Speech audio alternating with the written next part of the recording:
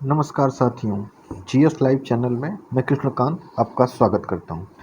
साथियों, UP triple SC का जो प्रीलिमिनरी एलिजिबिलिटी टेस्ट होता है पेट का एग्ज़ाम, वो उसकी डेट है 15 या 16 को होगा। उसके लिए आप लोगों ने पढ़ाई ऑलरेडी कर रखी होगी। हम कुछ प्रैक्टिस सेशन इसके साथ करेंगे, ठीक है। अपनी तैयारी को हम इसमें जांचेंगे। तो आज का जो पहला प्रैक्टिस सेट स्टार्ट किए हैं हमने, ये घटना चक्र 2 का है। इसके साथ हम स्टार्ट करते हैं, ठीक है। चलिए स्टार्ट करते हैं। जो पहला क्वेश्चन है, अतरंजी खेड़ा पुरातात्विक स्थल कहाँ स्थित है? तो अतरंजी खेड़ा क्या है? अतरंजी खेड़ा एक प्रागैतिहासिक काल का पुरातात्विक स्थल है, जो कि 1000 ईसा पूर्व में जो खोजा गया लौह युग था। 1000 ईसा पूर्व में लोहे की खोज हुई थी। उस लौह युग के लिए, ये लोहे के लिए विश्व प्रसिद्ध है अतरंजी खेड़ा। ये है उत्तर प्रदेश में, ठीक है। उत्तर प्रदेश में अतरंजी खेड़ा स्थित है, जहाँ पर लोहे की पहले बार साक्ष्य मिलता है और यहाँ पे लोहे की खोज की गई थी। और ये उत्तर प्रदेश के एटा जिले में है। किस जिले में है? एटा जिले में, ठीक है। उत्तर प्रदेश में अगर और प्रागैतिहासिक काल के स्थलों की बात की जाए, तो पूरा पाषाण काल में देखा जाए तो उत्तर प्रदेश का एक जगह है मिर्ज़ापुर, जहाँ पर तीनों कालों के, पूरा पाषाण काल, मध्य पाषाण काल और नवपाषाण काल, मतलब तीनों कालों के साक्ष्य मिलते हैं, ठीक है। अगर मध्य पाषाण काल की बात की जाए, तो मध्य पाषाण काल में पहली बार क्या हो, पशुपालन की शुरुआत होती है, युद्धों की शुरुआत होती है। युद्ध की शुरुआत होती है तो उत्तर प्रदेश का में प्रतापगढ़ का एक जिला, प्रतापगढ़ का एक जगह है सराय नाहर राय। कौन सा जगह है? सराय नाहर राय। सराय नाहर राय में युद्ध के साक्ष्य मिलते हैं। 4 नर कंकाल एक साथ दफनाए जाने के साक्ष्य मिलते हैं। स्तंभ गर्त मिलता है सराय नाहर राय में। और प्रतापगढ़ का एक जगह है महदहा। महदहा महदहा में भी मृग सिंह के छिल्ले मिलते हैं, हड्डी के आभूषण मिलते हैं और स्त्री पुरुष के युगल समाधान मिलते हैं, ठीक है। और प्रतापगढ़ में अगली जगह है दमदमा। दमदमा में 3 नरकंकाल एक साथ मिलते हैं, ठीक है। और 5 युगल समाधान, 5 युगल समाधान और 3 नरकंकाल मिलते हैं, ठीक है। अगली जगह है इलाहाबाद का लेखैया। लेखैया में सर्वाधिक मानव कंकाल मिले हैं। सर्वाधिक मानव कंकाल मिले हैं कहाँ पे? लेखैया में, ठीक है।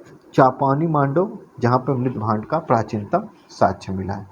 तो ये जो मांडव पूछा है, ये पिछली बार की पेट परीक्षा का क्वेश्चन था कि मांडव किस राज्य में स्थित है, तो ये है उत्तर प्रदेश में, ठीक है। तो उत्तर प्रदेश के इलाहाबाद में चौपानी मांडव है, लेखैया है, प्रतापगढ़ में महदहा, दमदमा, सराय नाहर राय, जहाँ पे साक्ष्य मिले, ठीक है। आगे बढ़ते हैं। राज्याभिषेक समारोह का विवरण निम्नलिखित में से किसमें किया जा गया है? तो राज्याभिषेक समारोह का जो विवरण मिलता है, वो मिलता है इतरेय ब्राह्मण। इतरेय ब्राह्मण किसका है? ये है ऋग्वेद का, ठीक है। कितने वेद हैं? 4 वेद हैं। कौन कौन से? ऋग्वेद है, सामवेद है, यजुर्वेद है और अथर्ववेद है, ठीक है। ये हमारे 4 वेद हैं। ऋग्वेद के 2 ब्राह्मण हैं, इतरेय और कौशितकी। इसके 2 ब्राह्मण हैं, इतरेय ब्राह्मण है और कौशितकी ब्राह्मण है, ठीक है। सामवेद के ब्राह्मण है तांडय और जैमिनी। सामवेद के कौन से ब्राह्मण होंगे? तांडय और जैमिनी इसके ब्राह्मण होंगे। यजुर्वेद को 2 भागों में विभाजित किया जाता है। कौन से 2 भाग हैं? एक है शुक्ल यजुर्वेद और दूसरा है कृष्ण यजुर्वेद। जो शुक्ल यजुर्वेद है उसको कहा जाता है वाजसनेही संहिता, और जो कृष्ण यजुर्वेद होता है ये गद्य और पद्य दोनों में है, ठीक है। तो जो यजुर्वेद के ब्राह्मण कौन हैं? शतपथ और तैतरेय। शतपथ और तैतरेय ब्राह्मण हैं यजुर्वेद के। और अथर्ववेद के कौन से ब्राह्मण हैं? तो अथर्ववेद के ब्राह्मण हैं, केवल एक ब्राह्मण है अथर्ववेद में, वो है गोपद, ठीक है। इसके ब्राह्मण हो गए। अगर और देखा जाए, जो वेदों में जो क्वेश्चन पूछे जाते हैं, गायत्री मंत्र की चर्चा सर्वप्रथम किस में हुई है? ऋग्वेद में हुई है। ऋग्वेद के 3रे मंडल में गायत्री मंत्र की चर्चा हुई है। ऋग्वेद का पहला मंडल और 10वां मंडल नवीन मंडल है, इसको बाद में जोड़ा गया। दूसरा 7वां प्राचीन है। पहली बार अगर राजा की चर्चा जो होती है वो ऋग्वेद में होती है। इसमें जो राजा में पूर्व की ओर सम्राट कहते थे, पश्चिम की ओर स्वराट कहते थे, उत्तर की ओर विराट कहते थे और दक्षिण की ओर भोज कहते थे। और जो इसमें पूरा होता था उसको बोलते थे एक राट। ठीक है, आगे देखें तो अगर उपनिषदों की बात करें तो उपनिषद क्या थे? उपनिषद को हम वेदांग बोलते हैं। उपनिषद का मतलब रहता था गुरु के समीप रह करके ज्ञान प्राप्त करना। जो इसका मूल विषय होता था वो होता था उपनिषद का दर्शन होता था। तो हमारे टोटल कितने 108 उपनिषद हैं। तो पहली बार वैदिक कर्मकांडों की जो चर्चा की जाती है, आलोचना की जाती है, ज्ञान योग की चर्चा की जाती है, वो किसमें की जाती है? उपनिषदों में। ठीक है, अगर पहली बार जो कृष्ण की चर्चा थी वो क्या नाम है थी छांदोग्य उपनिषद में पहली बार कृष्ण की चर्चा की जाती है।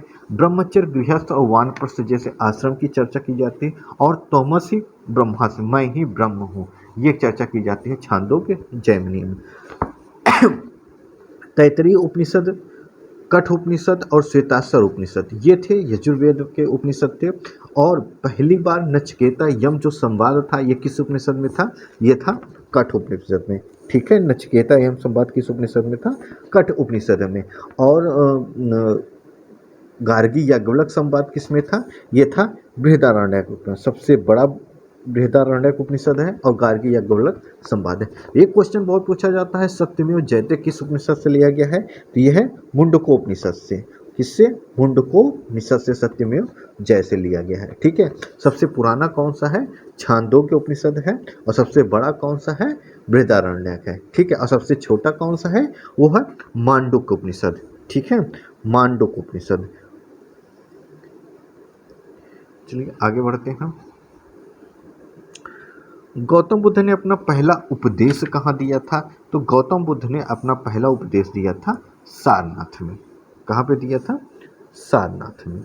अगर गौतम बुद्ध के बारे में देखें तो गौतम बुद्ध का जो जन्म होता है वो होता है 563 ईसा पूर्व में। कहाँ होता है इनका जन्म? इनका जन्म होता है कपिलवस्तु के निकट एक जगह थी लुम्बिनी, जो कि वर्तमान में नेपाल की तराई के पास पड़ता है लुम्बिनी।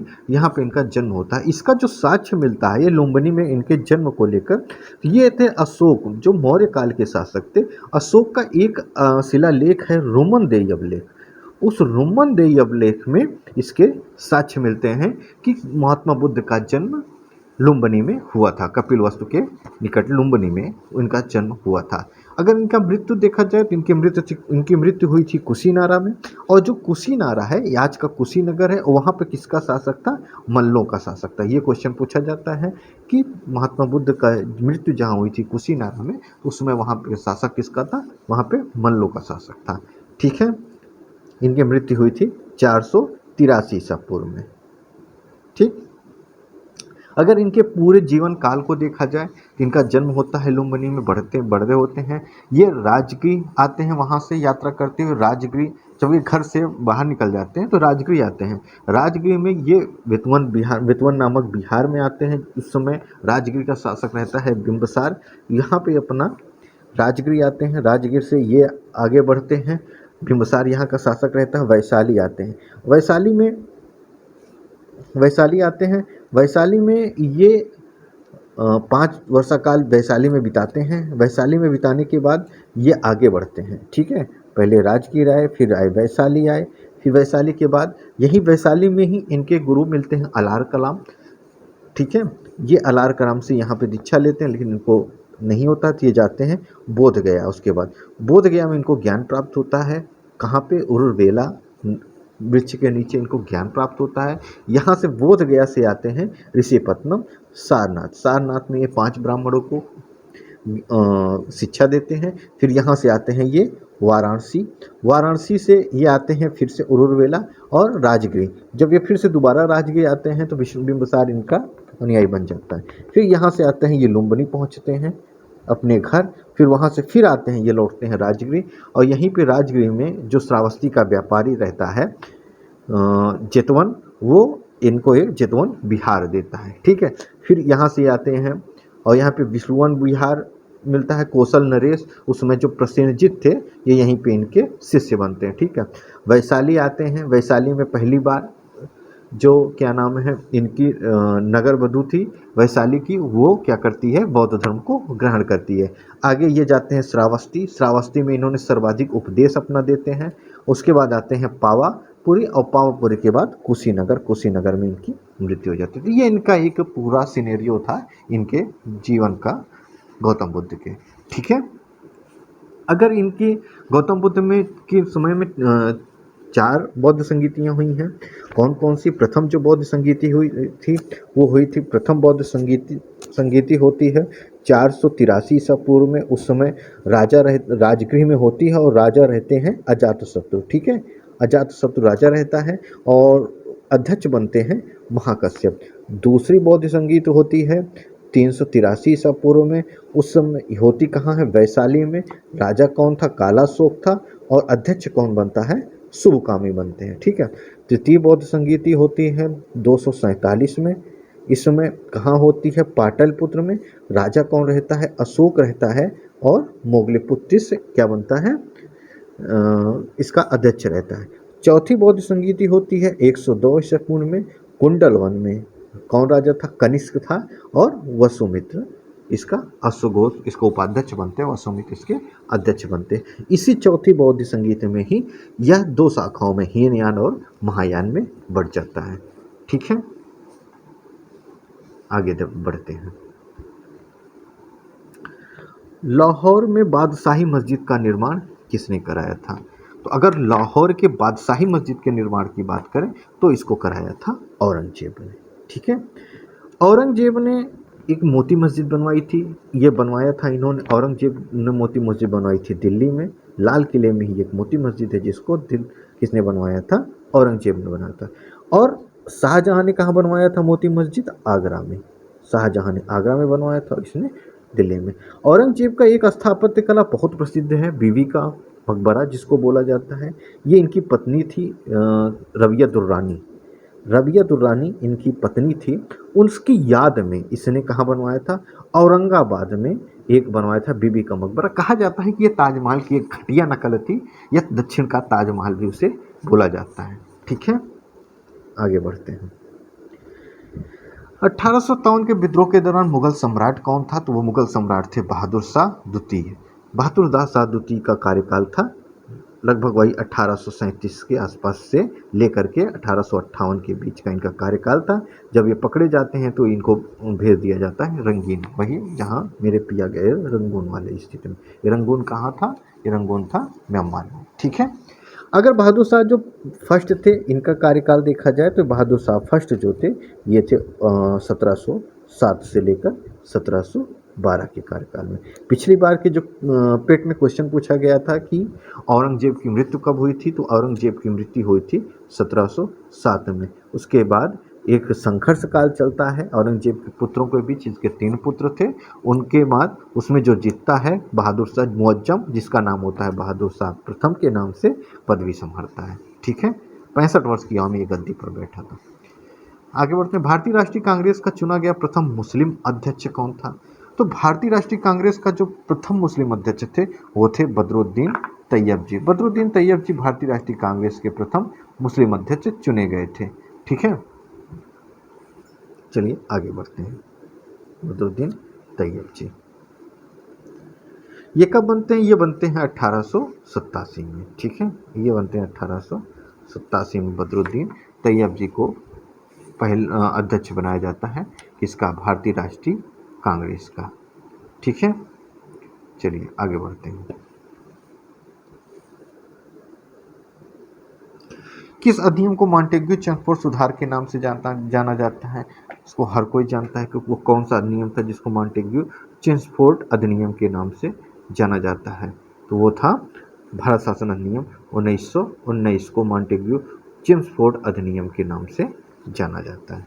ठीक है, तो भारत शासन अधिनियम 1919। आगे बढ़ते हैं। चंपारण सत्याग्रह कब हुआ था? यह हुआ था 1917 में। बंगाल विभाजन होता है 1905 में और जलियांवाला बाग हत्याकांड होता है 19 में। तो अगर देखा जाए तो सबसे पहले 2 होगा, फिर 1 होगा और 3 होगा। ठीक है, आगे बढ़ते हैं। अखिल भारतीय किसान कांग्रेस के प्रथम महासचिव कौन बनाए गए थे? तो प्रथम महासचिव बनाए गए थे NG रंगा साहब। अखिल भारतीय कांग्रेस की स्थापना होती है 1936 में। किसकी अध्यक्षता में होती है? स्वामी सहजानंद सरस्वती करते हैं, और महासचिव बनाया जाता है NG रंगा साहब को। ठीक है। किस स्वतंत्रता सेनानी ने महात्मा गांधी को पहली बार राष्ट्रपिता कहा था? तो वो स्वतंत्रता सेनानी थे सुभाष चंद्र बोस। 6 जुलाई 1944 को ये क्या नाम सुभाष चंद्र बोस ने आज़ाद हिंद रेडियो पर बोलते हुए गांधी जी को संबोधित किया, और उन्होंने कहा कि भारत की स्वाधीनता का आखिरी युद्ध शुरू हो चुका है। राष्ट्रपिता, ये कहते हैं राष्ट्रपिता, भारत की मुक्ति के इस पवित्र युद्ध में हम आपका आशीर्वाद और शुभकामनाएं चाहते हैं। तो पहली बार राष्ट्रपिता किसने संबोधित किया था? वो थे सुभाष चंद्र बोस जी। ठीक है। किस देश के साथ भारत की सबसे लंबी अंतर्राष्ट्रीय सीमा लगती है? तो वह देश है बांग्लादेश। बांग्लादेश के साथ कितना लगता है? ये है 4096.7 किलोमीटर। ठीक है। उसके बाद चाइना के साथ लगती है। चाइना के साथ कितना है? 3488 किलोमीटर।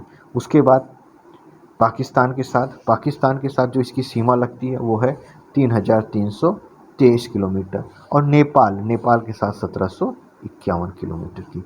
ठीक है। सबसे कम जो सीमा लगती है वो लगती है अफगानिस्तान के साथ, कितना? 106 किलोमीटर की।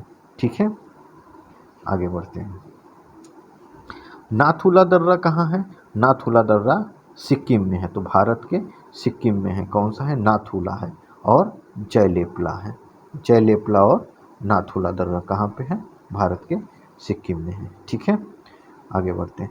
राष्ट्रीय उद्यानों के संदर्भ में निम्नलिखित में से कौन सा सही युग्म है? गिर कहाँ है? गिर है गुजरात में, जहाँ पे बहुत ज़्यादा शेर पाए जाते हैं गिर के। ठीक है। रणथंभौर कहाँ पे है?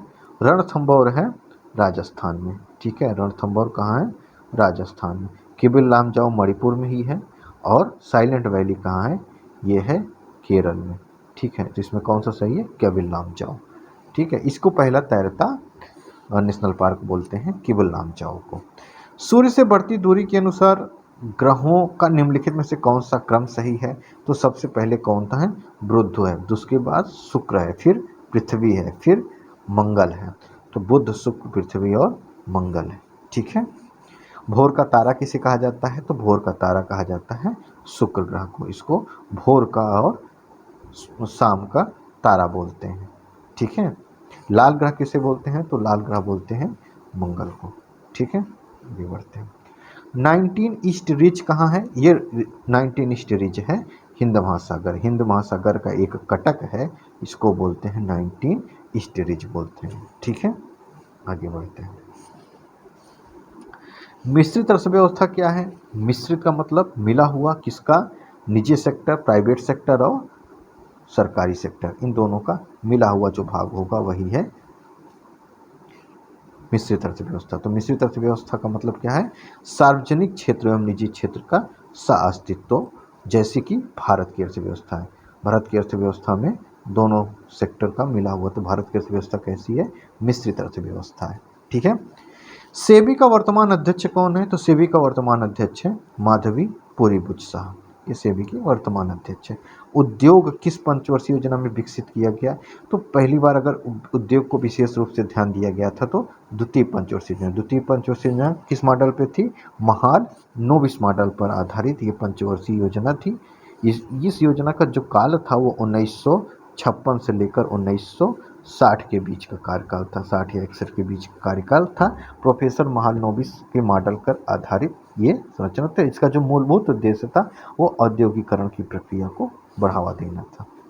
ठीक है, आगे बढ़ते हैं। हरित क्रांति का जनक किसे माना जाता है? तो हरित क्रांति के अगर अंतर्राष्ट्रीय देखा जाए तो नॉर्मन बोरलॉग, और भारत में देखा जाए तो स्वामी नाथन थे। कौन थे?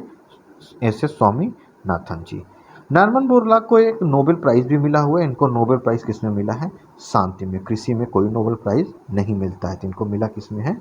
शांति में। ठीक है, कौन सा बैंक पहले इंपीरियल बैंक ऑफ इंडिया के नाम से जाना जाता था? वो बैंक था स्टेट बैंक ऑफ इंडिया। इसको 1955 में स्टेट बैंक ऑफ इंडिया बना गया। पहले ये कौन सा बैंक था? इंपीरियल बैंक ऑफ इंडिया था। ठीक है, आगे बढ़ते हैं। संविधान सभा के पहले अस्थायी अध्यक्ष कौन थे? जब संविधान सभा की पहली बैठक होती है 9 नवंबर 1946 को, 9 दिसंबर 1946 को, तो 9 दिसंबर 1946 को होने वाली पहली बैठक में जो अध्यक्ष बनाए जाते हैं अस्थायी रूप से, वो होते हैं सच्चिदानंद सिन्हा। और यही बैठक जब दोबारा होती है 12 तारीख को, तो 11 तारीख को होती है और 12 तारीख को भी होती है। 11 तारीख को जब ये बैठक होती है तो 11 तारीख में अध्यक्ष चुन लिए जाते हैं बाबू राजेंद्र प्रसाद। ठीक है, तो बाबू राजेंद्र प्रसाद कब बनते हैं? अस्थायी अध्यक्ष। पहले अस्थायी अगर पूछेगा तो बाबू राजेंद्र प्रसाद, और अस्थायी पूछेगा तो डॉक्टर सच्चिदानंद। ठीक है, आगे बढ़ते हैं। भारतीय संविधान के निम्न में से किस भाग में मौलिक अधिकारों का वर्णन है? तो मौलिक अधिकार किस भाग में है? तो भाग 3 में। भाग 2 में क्या है? नागरिकता है। ठीक है, भाग 4 में क्या है? नीति निर्देशक तत्व है। ठीक है, इसमें क्या है? मौलिक अधिकार। कितने मौलिक अधिकार हैं? 6 मौलिक अधिकार हैं। ठीक है, आगे बढ़ते हैं। भारत के संविधान में निम्नलिखित में से कौन सा अनुच्छेद समान नागरिक संहिता से संबंधित है? वो कौन सा अनुच्छेद है? अनुच्छेद 44, जो समान नागरिक संहिता की बात करें।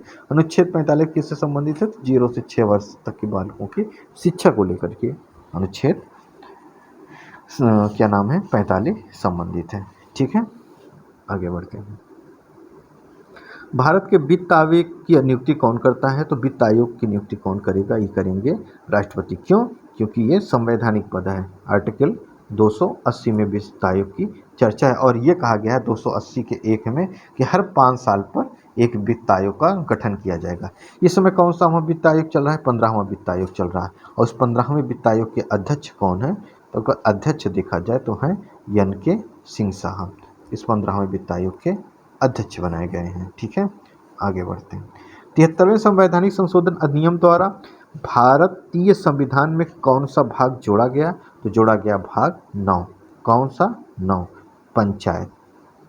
ठीक है, 73वां संविधान संशोधन कब हुआ था? ये हुआ था 1992 में। अगर इसके लागू होने की बात पूछा जाएगा तो ये लागू हुआ था 1996 में उत्तर प्रदेश में।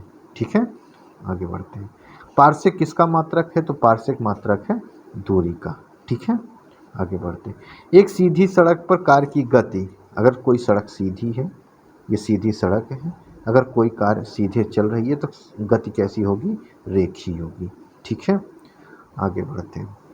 एक तत्व के समस्थानिकों में क्या होता है? अगर कोई तत्व है उसके समस्थानिक का मतलब उसका अनुक्रमांक, परमाणु क्रमांक क्या है? समान है। परमाणु क्रमांक समान है मतलब प्रोटॉनों की संख्या समान है और इलेक्ट्रॉनों की संख्या, प्रोटॉन बराबर इलेक्ट्रॉन।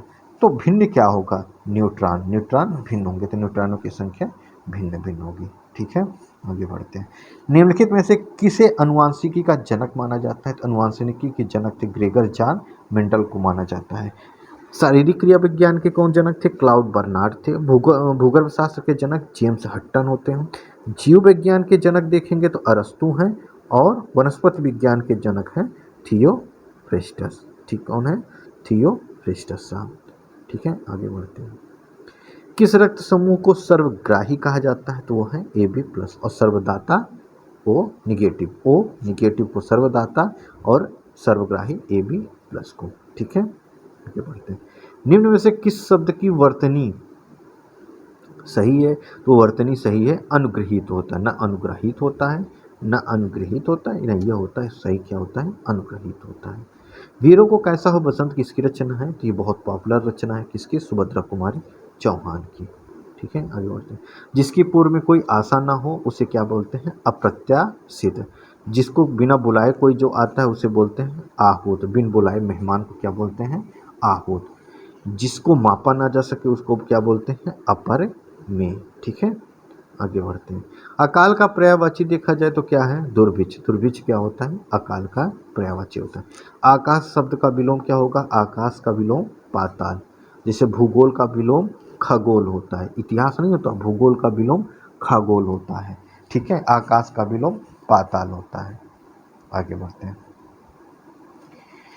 जुलाई 2022 में किस स्वदेशी विमान वाहक के समुद्री परीक्षण का चौथा चरण सफलतापूर्वक हुआ तो वो था INS विक्रांत। इसका चौथा चरण सफलतापूर्वक किसने बनवाया है? गोवा शिपयार्ड लिमिटेड ने। जुलाई 2022 में प्रथम भारत पशु स्वास्थ्य शिखर सम्मेलन का आयोजन कहाँ किया गया? तो किया गया नई दिल्ली में। ठीक है। अग्रदूत समाचार किस भाषा में प्रकाशित होता है? तो यह होता है असमिया में। ठीक है। जुलाई 2022 में रक्षा मंत्रालय ने निजी क्षेत्र के 3 बैंकों को विदेशी खरीद में वित्तीय सेवाएं प्रदान करने की मंजूरी प्रदान की है। तो कौन से इन 3 बैंक में शामिल नहीं है? तो इसमें शामिल है HDFC बैंक, ठीक है, एक्सिस बैंक, HDFC शामिल है, एक्सिस शामिल है, ICICI शामिल। तो शामिल कौन सा नहीं है? कोटक महिंद्रा बैंक, इसको शामिल नहीं है। आगे बढ़ते हैं। जुलाई 2022 में कौन महाराष्ट्र विधानसभा के नए अध्यक्ष निर्वाचित हुए हैं? तो निर्वाचित हुए हैं राहुल नार्वेकर साहब को महाराष्ट्र का नया अध्यक्ष बनाया गया। ये 63 वोटों से जीते हैं। जून 2022 में जारी वैश्विक शांति सूचकांक 2022 में भारत किस स्थान पर है? तो भारत इस समय है 135वें स्थान पर। अगर पहले स्थान पर देखा जाए तो आइसलैंड है, उसके बाद दूसरे स्थान पर न्यूजीलैंड है और भारत का स्थान है 135वां। टोटल 163 देश हैं और 163वें पे है अफगानिस्तान। ठीक है, आगे बढ़ते हैं। भारतीय जनजाति अनुसंधान संस्थान कहाँ स्थापित किया गया है? यह स्थापित किया गया है नई दिल्ली में। ठीक है, आगे बढ़ते हैं।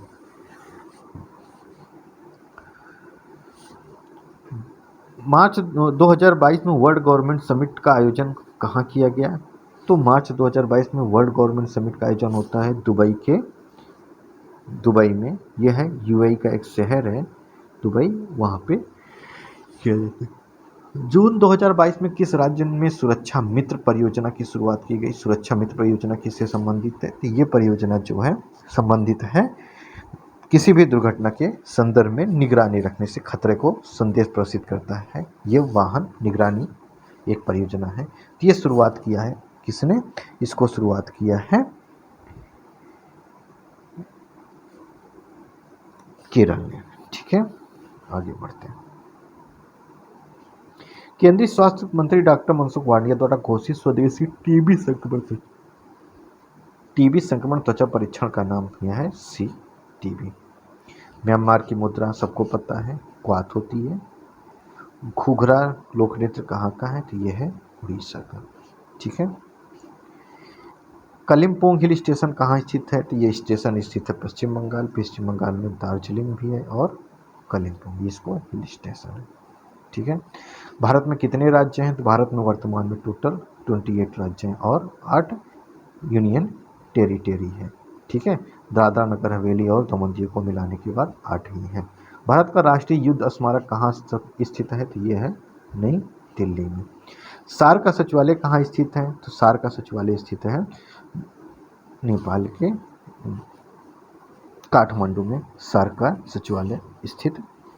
ठीक है। अगर सार्क की स्थापना देखा जाए तो इसकी स्थापना हुई थी 8 दिसंबर 1985 को। इसमें जो भारत के जितने भी लगे हुए पड़ोसी देश हैं वो इसके सदस्य हैं। कौन कौन से? बांग्लादेश, भूटान, मालदीव, नेपाल, पाकिस्तान, श्रीलंका तथा अफगानिस्तान और भारत, इससे मिले हुए देश हैं। आगे बढ़ते हैं। जुलाई 2022 में फेमिना मिस इंडिया 2022 का खिताब किसने जीता? तो ये खिताब जीता है सिनी सेट्टी ने। ठीक है, आगे बढ़ते हैं। अंतर्राष्ट्रीय उष्णकटिबंधीय दिवस कब मनाया जाता है? तो ये दिवस मनाया जाता है 29 जून को। आगे बढ़ते हैं। पुस्तक not just a night watchman my innings in the BCCI किसके द्वारा लिखी गई? तो ये पुस्तक लिखी गई है विनोद राय के द्वारा। जून 2022 में कौन टेनिस खिलाड़ी सभी चारों ग्रैंड स्लैम में 80 या उससे अधिक मैच जीतने वाला पहला पुरुष खिलाड़ी बन गया है? तो ये बने हैं कौन से? नोवाक जोकोविच। कहाँ के रहने वाले हैं ये? सर्बिया के रहने वाले हैं नोवाक जोकोविच। ये हिंदी का है। इसमें पैसेज को आपको पढ़ना है और पढ़ने के बाद क्वेश्चन करना। सही तरीका जो है क्वेश्चन करने का है। तो घुमक्कड़ शब्द में कौन सा प्रत्यय है? तो घुमक्कड़ शब्द बनता है घू धन अक्कड़ से, तो ये बनता है घुमक्कड़। तो कौन सा प्रत्यय है? अक्कड़ प्रत्यय। ठीक है। महावीर स्वामी का जन्म कहाँ हुआ था? तो महावीर स्वामी का जन्म होता है, इसके अनुसार हम देखेंगे इसमें क्या लिखा हुआ है।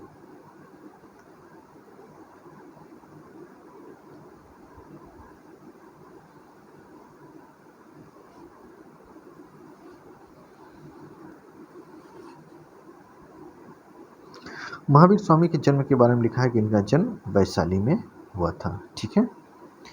स्वच्छंद में कौन सी संधि है?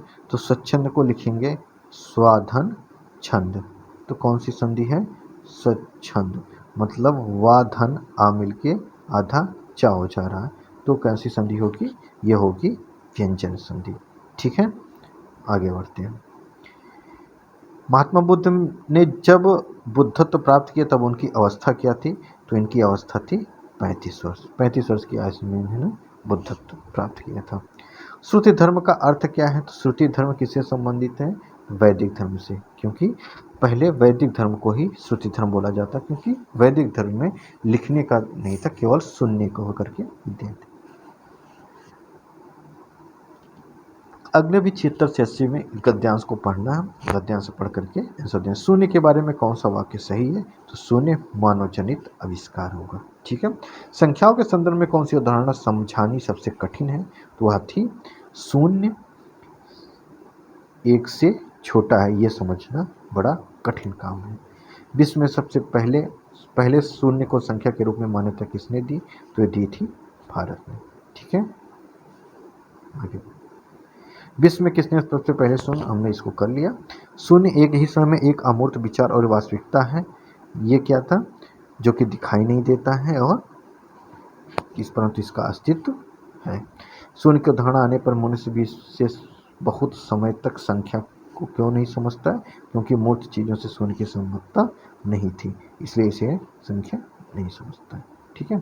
अगर आपको ये वीडियो अच्छा लगा हो, उसके कंटेंट अच्छे लगते हो, तो चैनल को सब्सक्राइब करें और बेल आइकन को जरूर दबाएं, ताकि आगे की जो भी प्रैक्टिस हो सेट होगी आपको मिले और आप प्रैक्टिस करते रहें। ठीक है, देखने के लिए धन्यवाद।